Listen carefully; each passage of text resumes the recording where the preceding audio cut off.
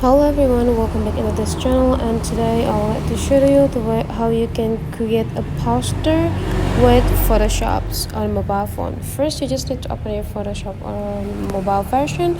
It would be symbolized with this icon. If you cannot find it, you just need to open the App Store and get it by yourself. So after that, after it's open, just scroll all the way down until you got this themes right here, and then just load all the themes. And the next thing you need to do is just find the themes that you want to find or use later on for your poster.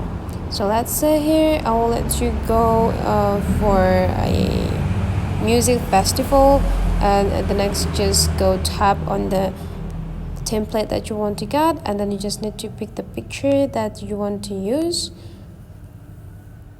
and right after that you will got this type of editing,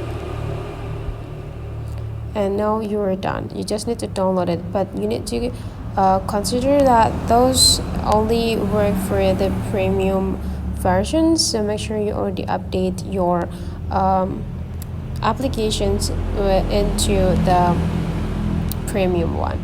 And so that's for today's tutorial. Hopefully you enjoy this, and let's meet again into other tutorial.